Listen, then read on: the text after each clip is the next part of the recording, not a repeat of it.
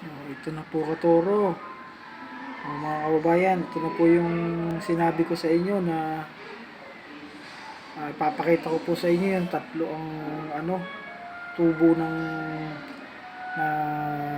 niyog. Ayan po. Wow!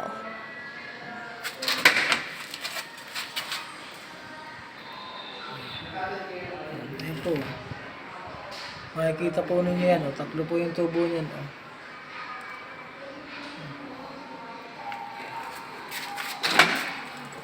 Nilagay po natin siya sa sa isang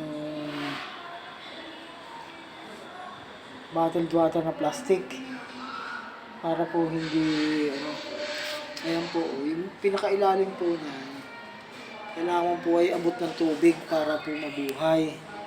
At yan po yung sinasabi na para mapaganda po yan, tawag po dyan ay tinutuli sa Tagalog. Nililinis po ang puno para po gumanda yung kanyang tubo. Ayan po.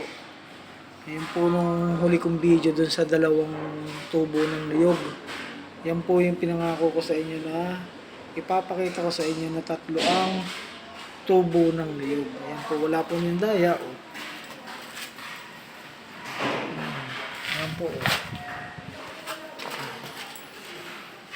Tatlo po ang tubo niyan. Siguro po naman ang sorte natin ay magiging triple ngayon dahil po tatlo na ito ayan po. Pero po ang sorte ng buhay talaga ay nakaayon din sa ating pagkilos.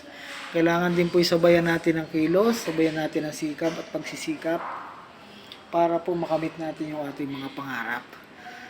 Kasama na rin po ng pampaswerte, siguro po naman tayo bandang huli tayo magtatagumpay. Okay. Sige na po at hanggang dito na po yung lang yung ating video. At paki-subscribe po kung sino man po makakapanood nito. Click na rin po yung notification bell. Like and share para po maraming makapanood ng video ko na ito. Ayan, maraming salamat po.